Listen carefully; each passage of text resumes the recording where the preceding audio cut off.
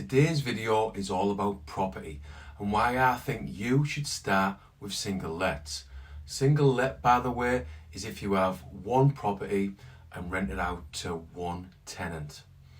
Anyway, you buy one or two single lets and serve your property apprenticeship, and then you can go and look for higher returns if this is what you want, or you could stick with single lets as it's probably the most passive and least stressful way of property investing. Right, we are. Today's video. First off, we will be looking at how to buy your property. Then we will move on to selecting your tenants. Making sure your properties are legal is a big one, as is managing your property. And if you stick with me, I'll be telling you how property investing can make you financially independent. How to buy. First off, you should go online and look for potential properties. Another option is to head down your local estate agents and see what properties they have on offer.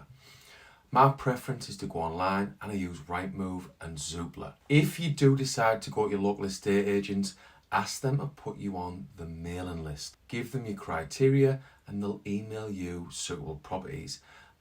My personal criteria is properties range from £80,000 to £120,000 and within 6 miles of where I live. After identifying a few potentials, it's now time to get some viewings in. Get out there and look at as many properties as possible that tick all of the boxes that fall into your chosen criteria. If you're new to property, I would ask the vendor or estate agents plenty of questions and take some notes. Then it starts to get exciting as you put a few offers in. Prepare for hearing the word no and stick to your guns.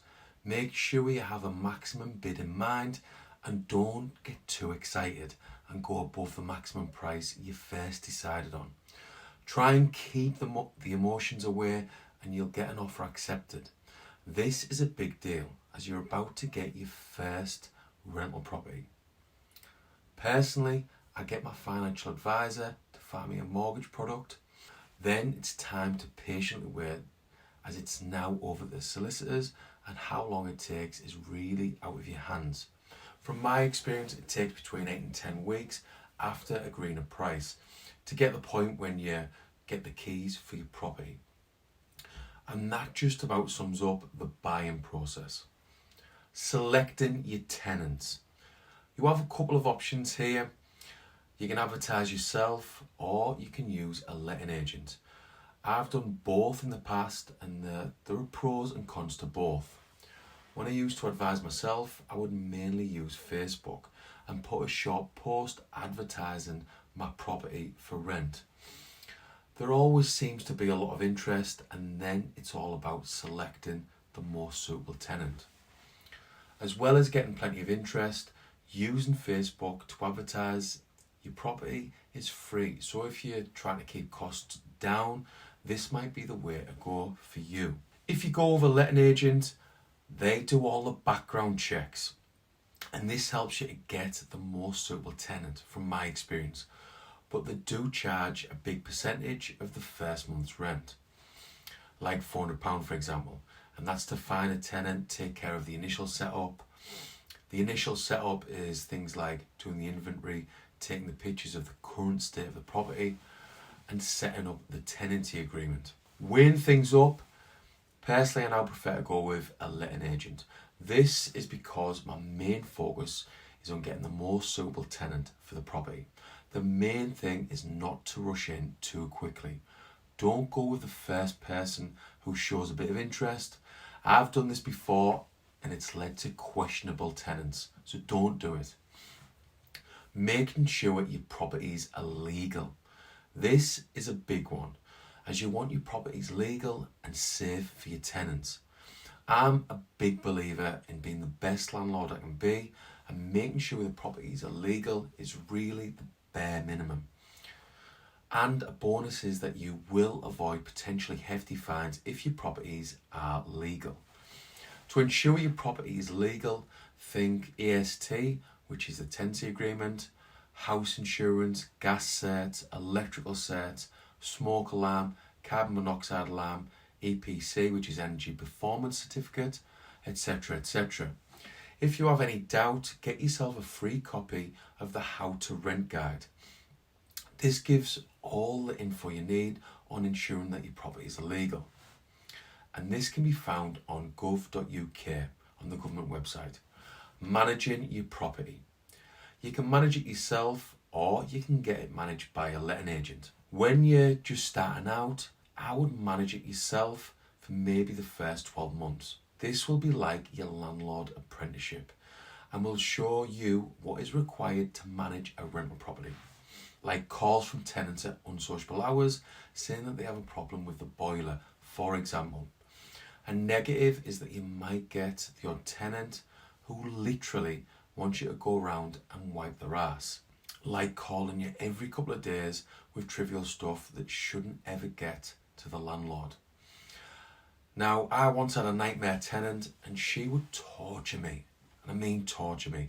She would be constantly ringing me and even had the cheek to find out where my mum lived so she could stalk me down there. On one of this tenant's many calls, she wanted me to beat her boyfriend up.